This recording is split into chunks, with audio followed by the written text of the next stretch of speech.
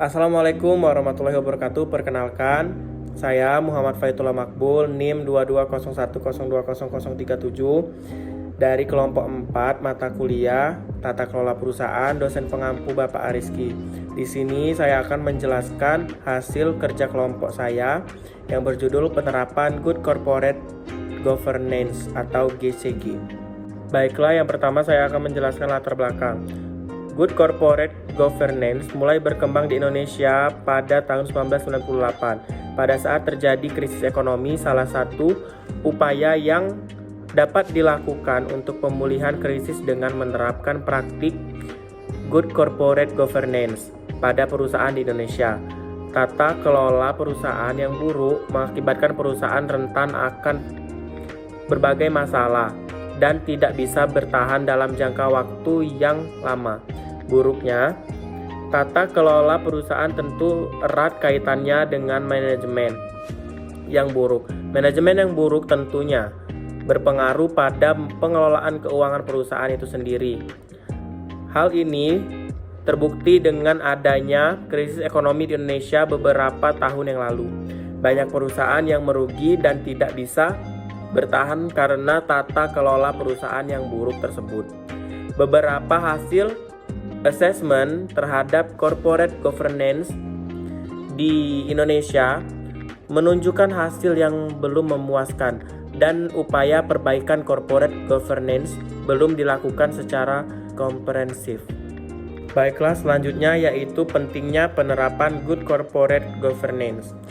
Menurut Daniri tahun 2005 menyatakan pentingnya good corporate governance diterapkan dua alasan. Yaitu pertama, good corporate governance merupakan salah satu kunci sukses perusahaan untuk tumbuh dan menguntungkan dalam jangka panjang, sekaligus memenangkan persaingan bisnis global.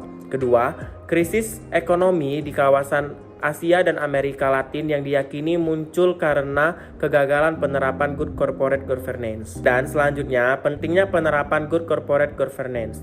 Penerapan good corporate governance dalam perusahaan diharapkan dapat memastikan manajemen dalam perusahaan berjalan dengan baik, dengan memastikan bahwa proses pengelolaan manajemen berjalan secara efisien. Semakin kompleks aktivitas suatu perusahaan, maka akan meningkatkan kebutuhan praktis tata kelola usaha yang baik atau good corporate governance. Baiklah, yang berikutnya, manfaat penerapan good corporate governance.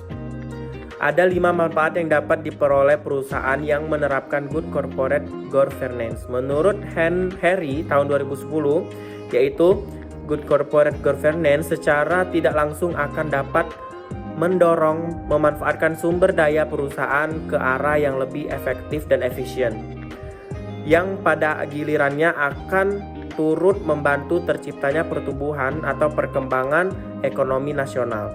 Yang kedua, good corporate governance dapat membantu perusahaan dan perekonomian nasional dalam hal ini menarik modal investor dengan biaya yang lebih rendah melalui perbaikan kepercayaan investor dan kreditor domestik maupun internasional. Baiklah, yang ketiga, membantu pengelolaan perusahaan dalam memastikan atau menjamin bahwa perusahaan telah taat pada ketentuan hukum dan peraturan. Yang keempat, membangun manajemen dan corporate board dalam pemantauan penggunaan aset perusahaan.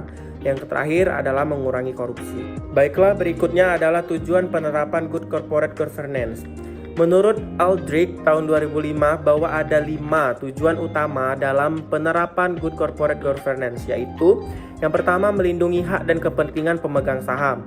Yang kedua, melindungi hak dan kepentingan para anggota stakeholders non-pemegang saham. Selanjutnya, meningkatkan nilai perusahaan dan para pemegang saham. Selanjutnya, meningkatkan efisiensi dan efektivitas kerja dewan pengurus atau board of director dan manajemen perusahaan. Selanjutnya, meningkatkan mutu hubungan board of directors dengan manajemen kantor perusahaan. Tahapan dalam penerapan good corporate governance. Yang pertama, tahap persiapan, yaitu awareness building, good corporate governance assessment, dan yang terakhir good corporate governance manual building. Yang kedua, tahap implementasi, yaitu sosialisasi, implementasi, dan internalisasi. Yang ketiga, tahap evaluasi. Tahap evaluasi adalah tahap yang dilakukan secara teratur dari waktu ke waktu untuk mengukur sejauh mana efektivitas good corporate governance yang telah dilakukan. Tahap ini bisa dibantu oleh pihak independen untuk melakukan audit independen untuk melakukan audit implementasi dan scoring atas praktik good corporate governance yang telah dilaksanakan. Pedoman dalam penerapan good corporate governance. Yang pertama yaitu menurut Sutedi tahun 2011 menyampaikan pedoman dalam penerapan good corporate governance yang baik dalam suatu perusahaan, yaitu yang pertama, perlindungan terhadap hak-hak dalam good corporate governance. Yang kedua, perlakuan yang setara terhadap seluruh pemegang saham atau the equitable treatment of stakeholder. Yang ketiga, peranan pemangku kepentingan berkaitan dengan perusahaan atau the role of stakeholders. Yang keempat, pengungkapan dan transparansi atau disclosure and transparency. Yang selanjutnya, akuntabilitasi dalam komisaris atau board of director. Dan yang terakhir, tanggung jawab dewan komisaris atau direksi, the responsibility of board. Yang berikutnya adalah kendala dalam penerapan good corporate governance. Menurut Wibowo tahun 2012 menyatakan kendala yang dihadapi oleh perusahaan dalam mewujudkan good corporate governance dapat dibagi 3, yaitu yang pertama, kendala internal, yaitu meliputi kurangnya komitmen dari pimpinan dan karyawan perusahaan, rendahnya tingkat pemahaman dari pimpinan dan karyawan perusahaan tentang good corporate governance, kurangnya panutan atau teladan yang diberikan oleh pimpinan, belum adanya budaya perusahaan yang mendukung terwujudnya good corporate governance, serta belum efektifnya sistem pengendalian internal. Yang kedua yaitu kendala eksternal, yaitu dalam pelaksanaan corporate governance sangat terkait dengan peranan hukum, aturan, dan penegakan hukum. Dan yang terakhir, kendala yang berasal dari struktur kepemilikan, yaitu berasal persentase kepemilikan dalam saham. Kepemilikan terhadap perusahaan dapat dibedakan menjadi 2, yaitu terhadap perusahaan dapat dibedakan menjadi 2, yaitu kepemilikan yang terkonsentrasi dan kepemilikan yang menyebar. Kepemilikan yang terkonsentrasi terjadi pada saat suatu perusahaan dimiliki secara dominan oleh seorang atau sekelompok orang saja. Kepemilikan yang menyebar terjadi pada saat suatu perusahaan dimiliki oleh pemegang saham yang banyak dengan jumlah saham yang kecil-kecil. Sedangkan menurut Kai Hatu tahun 2016 menyatakan ada 2 faktor yang menyebabkan permasalahan dalam penerapan corporate governance di Indonesia. Yaitu yang pertama, mekanisme pengendalian perusahaan Indonesia masih termasuk yang paling lemah.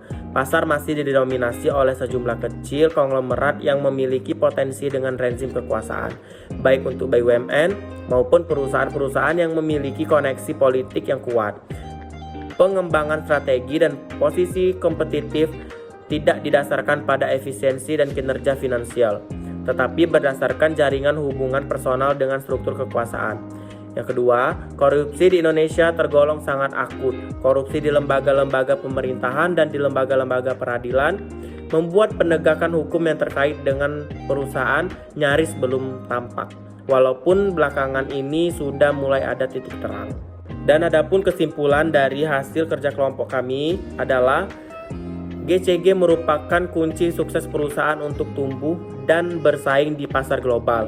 Penerapannya memastikan manajemen berjalan efisien dan membantu mencegah masalah internal.